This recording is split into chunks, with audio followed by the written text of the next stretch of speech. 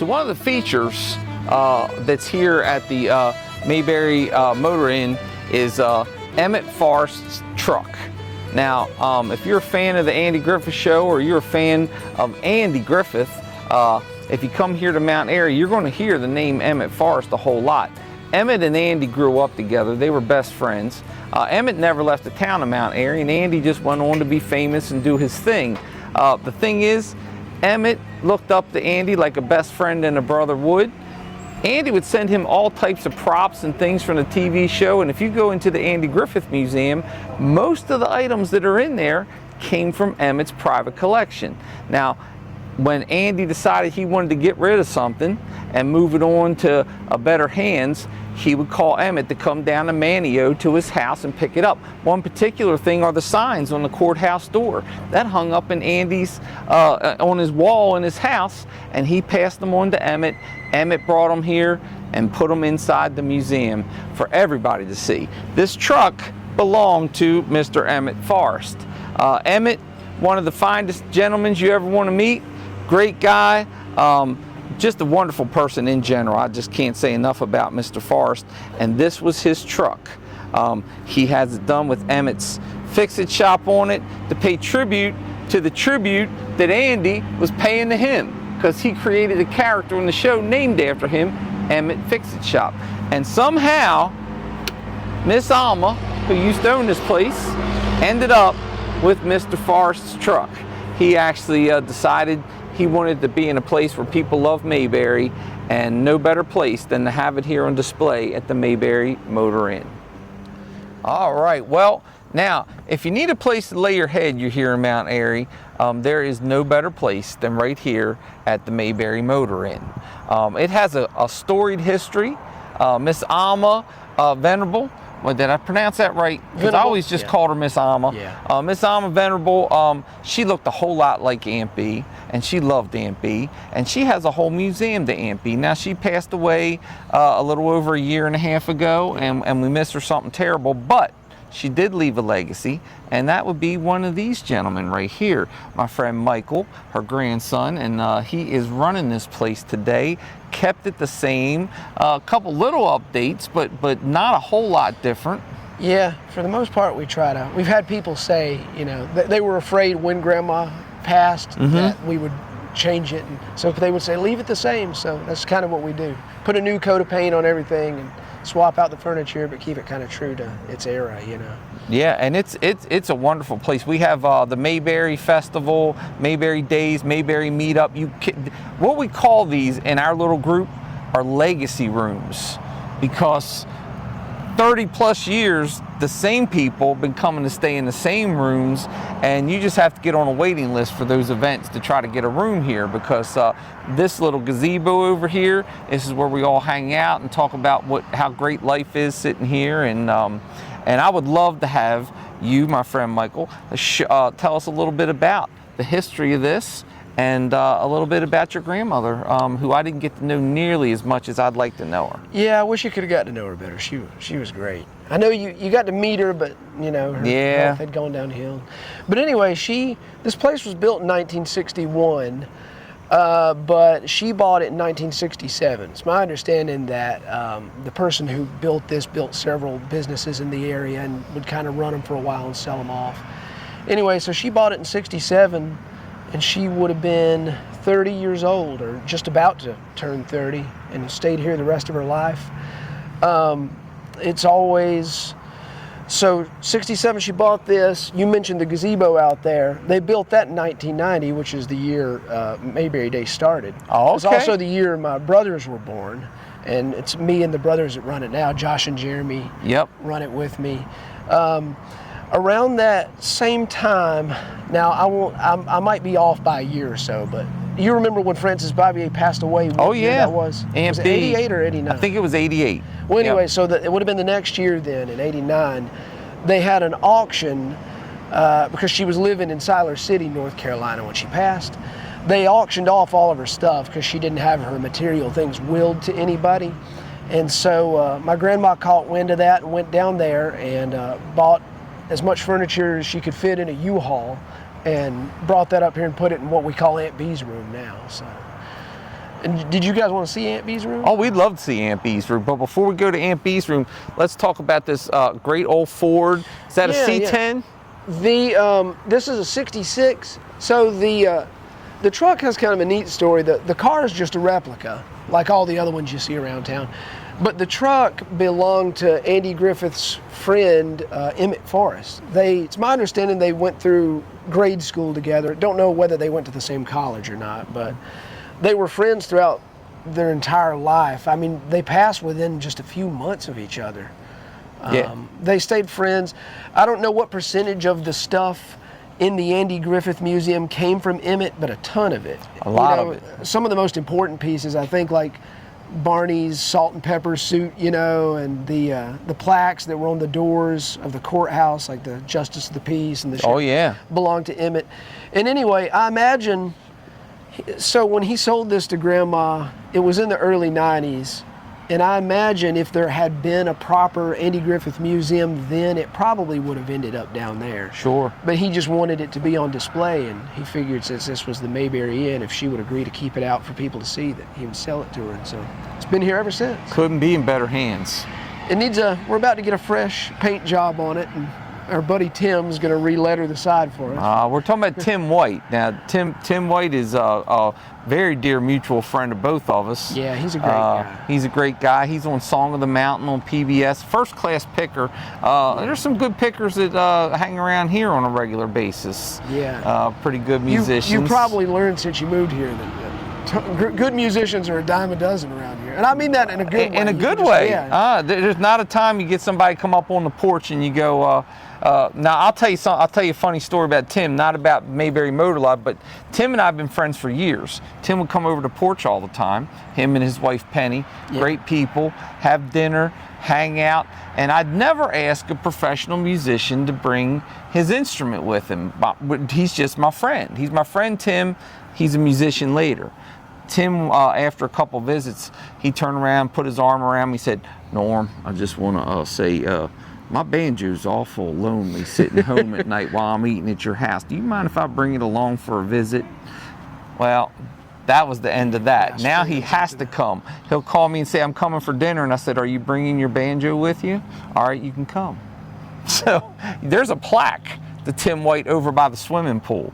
That's one of my favorite new additions to this. We had been meaning to put a plaque with his name on it somewhere for some time. But the way that came about, finally, so Grandma passed last September in 2022.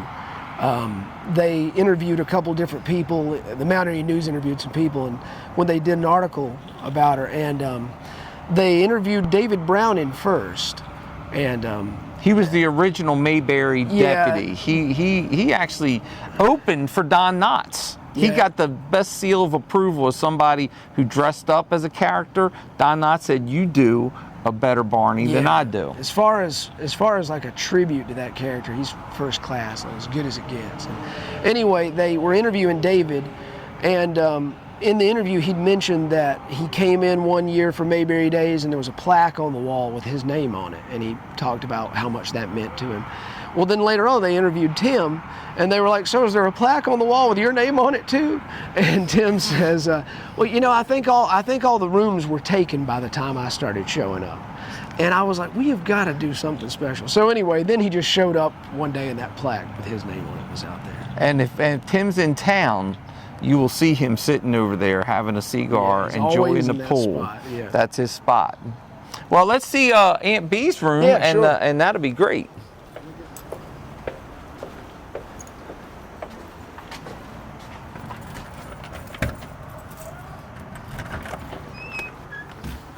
You got to watch out. There's probably lasers and stuff to protect the place here.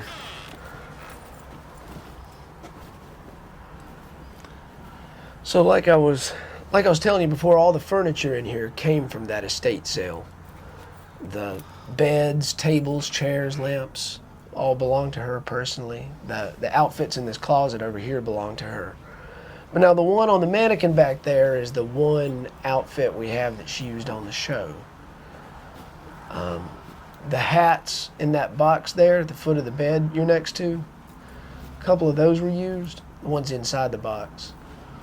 And then over here near the window, up on the wall, there's a purse and some pearls in a frame. She used those on the show too. And the 2-story house there is where she lived in Siler City when she passed.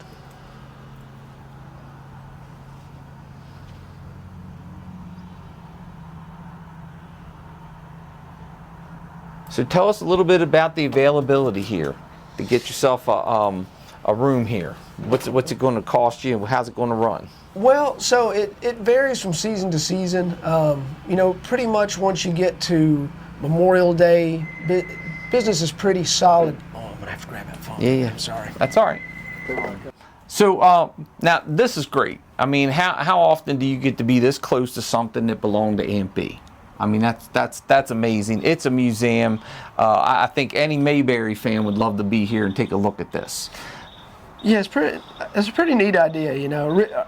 Originally, now she wanted to rent this out. When she had just the furniture, she thought, I'll rent out a room and say you're staying in a room with Aunt B's furniture. But, you know, now that I'm responsible of keeping up with the furniture, it's a good thing she didn't do that. This stuff would have been worn out 30 years ago. You know, now, speaking about renting out rooms. Right. Now, this is the place to stay.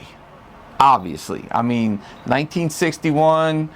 This would be a place that maybe Barney and Thelma Lou would come and stay on a trip to Raleigh or something. It would be like the big city and a nice little place to stay. That being said, if you do want to stay here, and it is a great place to stay, there's an added bonus. Number one, the historic part of it. Number two, this is also a place where a lot of famous people have stayed and spent the nights on a regular basis, and there are plaques that go along with that. Right, yeah, so we've had, in some of the rooms, you'll have, say like room 110 next door here, for example.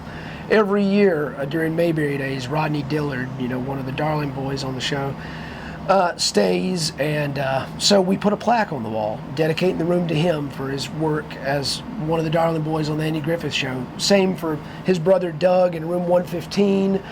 And then we've also had, in addition to like the people who were on the show or were involved with the show, we have these people like tribute artists who dress up like the characters, and they don't just do it for fun. Like some of them get involved with the events downtown here, like during Mayberry Days, and when David Browning was doing it, he was involved with Autumn Leaves. He would do things throughout the year. But anyway, some of them have become such a part of the town and just like I guess the local spirit of Mayberry in general, that we decided to dedicate rooms to them too. So we'll have plaques thanking them for what they've done for the town and for us, and you know. And they're like legacy rooms. Yeah, basically. I mean, they get first choice. The only time that room comes available during Mayberry Days or the big festivals is if they can't come. Right. And then that gets handed down to the next person that's in line. So you might call one of the other tribute artists, or maybe somebody like Dream of Denver, or somebody who is a regular special guest, and she's never been invited because there hasn't been a room open for her. Exactly. Right. Exactly.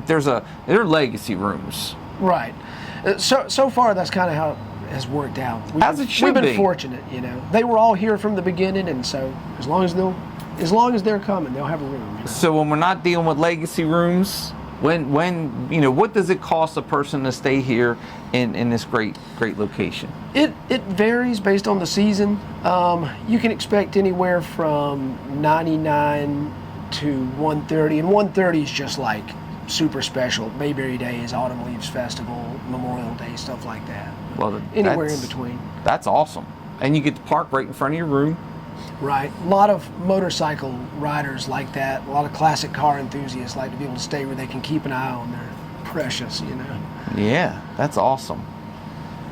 I think we're just about done here.